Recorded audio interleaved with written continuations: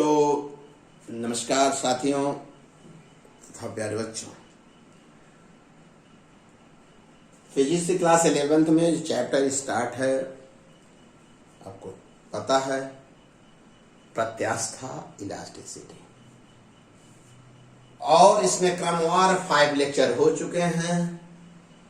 आज हम lecture number 6 पर चर्चा करेंगे। लेक्चर नंबर 6 में प्यारे बच्चों जो टॉपिक है उस टॉपिक का नाम है यंग प्रत्यास्था गुणांक। थोड़ा रिकैप कर दें, आपको याद करा दें तो आपको पता है ना कि प्रत्यास्था गुणांक क्या है। प्रत्यास्था गुणांक आपको पता है, प्रतिबल बटा विकृति। किस नियम के अनुसार? हुक के नियम के अनुसार। फिर आपको हम याद कराएं, याद दिलाएं तो आपको अच्छी तरह से याद आएगा प्यारे बच्चों। विकृति के अनुसार प्रतिबल है और विकृति 3 प्रकार की है, आपको याद है। अनुदैर्घ्य विकृति, आयतन विकृति और अपरूपण विकृति। उसी के अनुसार प्रतिबल है और उसी के अनुसार प्रत्यास्था गुणांक है। अनुदैर्घ्य के लिए यंग है, आयतन के लिए आयतनात्मक है, अपरूपण के लिए दीर्घता है। तो आज हम पहला जो चर्चा करने चल रहे हैं यंग प्रत्यास्था गुणांक, माने अनुदैर्घ्य प्रतिबल बटा अनुदैर्घ्य विकृति। क्योंकि प्रत्यास्था गुणांक ई बराबर आपको पता है ना, प्रतिबल बटे विकृति। अब चूंकि पहला बता रहे हो तो क्या हो जाएगा? अनुदैर्घ्य प्रतिबल बटे अनुदैर्घ्य विकृति। लेकिन आप कॉपी में नोट्स कैसे बनाओगे? बहुत जरूरी है नोट्स बनाना। आप लिखोगे क्या? प्रत्यास्था सीमा में जब तक हुक का नियम लागू हो तब, इन्वर्टेड कॉमा में, अनुदैर्घ्य विकृति तब अनुदैर्घ्य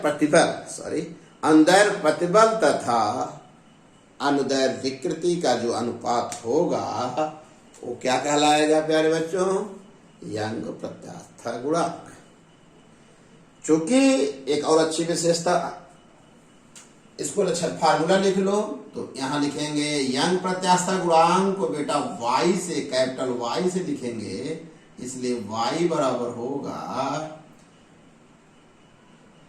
अनुदैर्घ्य प्रतिबल। प्रत्यास्था सीमा में जब तक कौन सा नियम लागू हो? हुक का नियम लागू बटे अनु लिख दे रहे हैं, आप समझ जाएंगे। विकृति हो गया।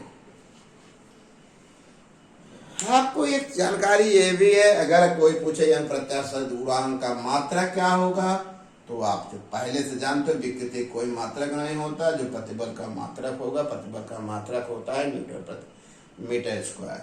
आपसे कोई पूछे इसका बीमी सूत्र क्या होता है? विकृति की बीमाहीन राशि है, प्रतिबल की बीमा आपको पता है, -1 t-2। फिर आपसे जानकारी अच्छी तरह से है प्यारे बच्चों, आपको जानते हो, पहचानते हो, क्योंकि लेक्चर नंबर 5 तक आप पढ़ चुके हो। बहादुर बच्चे हो। क्या जानते हो? यह ठोस पदार्थों का गुण है। जब ठोस एक क्षण के रूप में हो तभी तो उसकी अनुदैर्घ्य रेखीय परिवर्तन होगा। जब किस रूप में हो? एक ठोस के रूप। आइए सरल से सरल भाषा में जो आपके लिए सुग्राही हो, जिस लैंग्वेज को आप समझते हो उस भाषा में सिखाएं। तो बेटा एक क्षण लेते हैं, एक क्षण, एक राड है, राड को एक दृढ़ आधार से बांध देते हैं और क्षण की जो लंबाई है, एक क्षण है ये, और इस क्षण प्रारंभिक लंबाई L है और इस जो तार है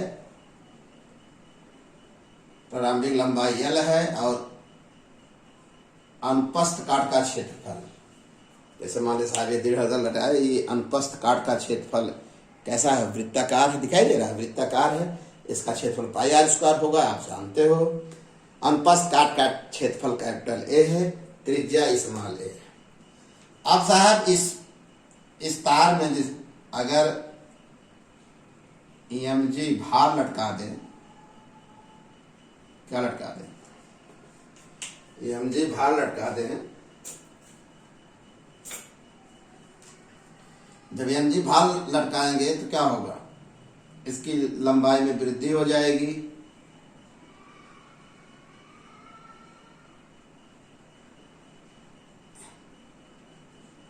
ठीक, इसकी लंबाई में डेल्टा एल की वृद्धि हो गई। क्या स्मॉल एल लिख सकते हो कब, जब भार लटकाने से।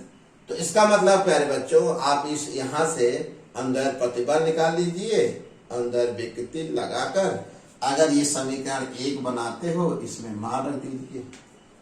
समीकरण 1 बनाते हो तो इसमें क्या रख दीजिए, मान रख दीजिए। जब मान आप रखेंगे तो देखो, पहले तो अंदर प्रतिबल निकाल लो, अंदर प्रतिबल पता है आपको,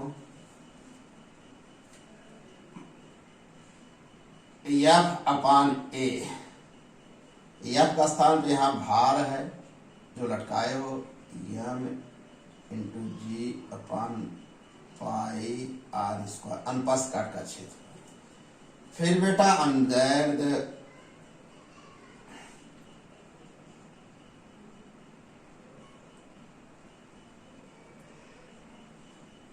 अंदर विकृति, लंबाई में परिवर्तन डेल्टा एल है बटा प्रारंभिक लंबाई। ये दोनों मान बेटा समीकरण 1 में रख दो। जब समीकरण 1 में रखेंगे तो y बराबर आपको मिलेगा, यही है, mg बटा पाई r² delta L capital L. Reverse करके ऊपर चला जाएगा, रखोगे तो रिवर्स कर कहाँ चला जाएगा, ऊपर चला जाएगा। रख बताएं क्या, जैसे ये डेल्टा एल अपान कैपिटल एल करोगे तो कैपिटल रिवर्स करके कहाँ चला जाएगा, ऊपर। यह समीकरण बेटा 2 बना दो। अब इसकी जरा फिजिक्स बताते हैं।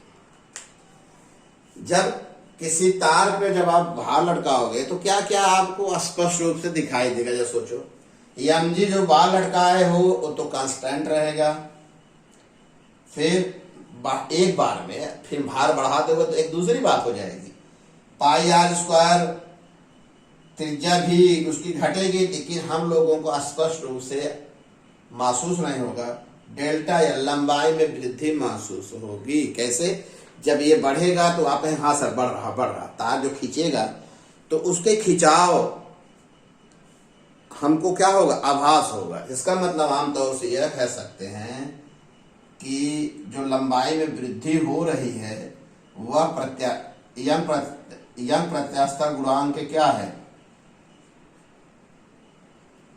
व्युत्क्रमानुपाती है। इसका मतलब हुआ बेटा, अगर लंबाई में, किसी छड़ की लंबाई में कौन बल लगाने से, एक नियत बल लगाने से लंबाई में वृद्धि क्या हो, अधिक होगी, तो प्रत्यास्थ गुणांक क्या होगा, कम होगा। अगर लंबाई में वृद्धि कम होगी वही बल लगाने से, तो वही वस्तु क्या होगी,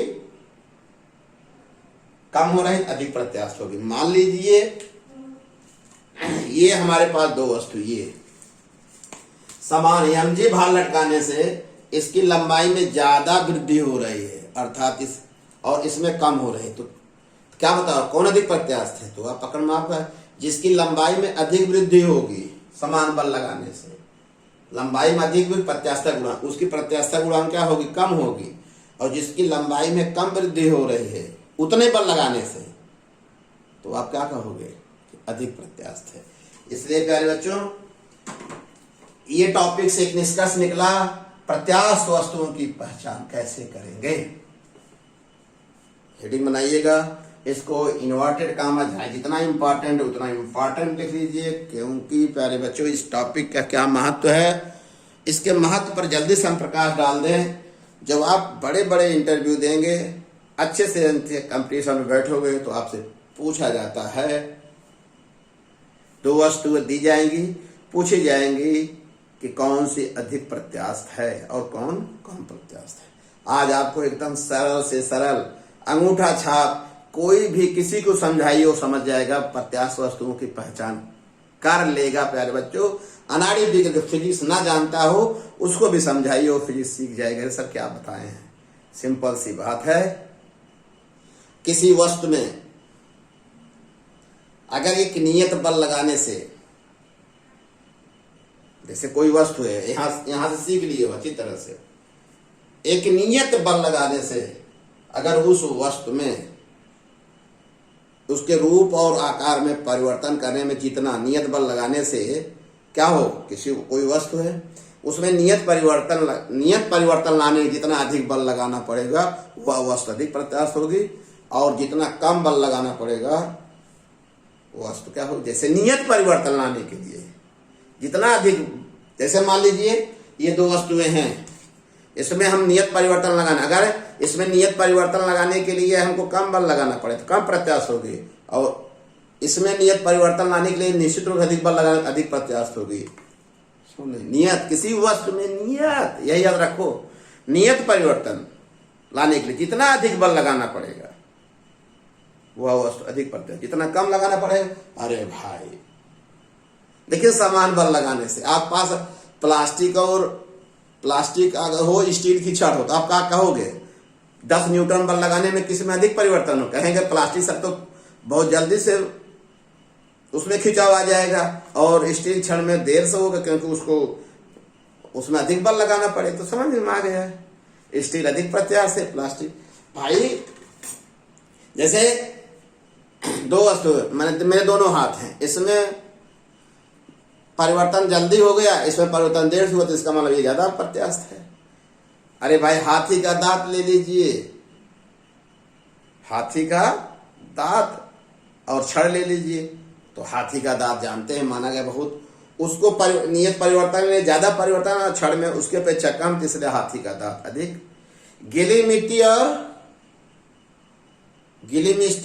और प्लास्टिक ले लीजिए, प्लास्टिक में तो कुछ उसकी अपेक्षा ज्यादा बल लगाना पड़ता है, और गीली मिट्टी में तुरंत आ जाएगा। तो आप एक कंसेप्ट बताइए, परिवर्तन लाने के लिए किसी वस्तु पर जितना बल लगाना पड़े वो अधिक, कॉमन सेंस की बात है। 2 स्टूडेंट खड़े हैं, अगर आपको एक लड़के को आसानी से कोई बात समझ में आ गई और एक लड़के को बार बार हमको समझ में आया जी, तो इसका मतलब उसको समझाने में हमको क्या लगाना पड़ रहा है, अधिक बल लगा रहा है। तो जिसको कम बल लगाना पड़ रहा है कम प्रत्यास्थ है, जिसको बार बार समझ में आया बेटा, समझे कि नहीं समझे बेटा, तब जाकर लास्ट पर हाँ सर समझ में आ रहा, तो निश्चित रूप से वो अधिक प्रत्यास्थ है। एक लाइन का कंसेप्ट लिख लेना, दी गई वस्तु में जिसमें परिवर्तन लाने के लिए अधिक बल लगाना पड़े वो अधिक प्रत्यास्थ, और कम बल लगाना पड़े तो कम प्रत्यास्थ। बस एक लाइन का है। ओके बेटा, मुझे विश्वास है कि सबसे अच्छा ये टॉपिक था, आप समझ में आ गया होगा। और यहाँ इस पर खूब न्यूमेरिकल हैं छोटे छोटे, उसको सॉल्व करिएगा, नोट्स बनाइएगा। ओके बेटा, धन्यवाद।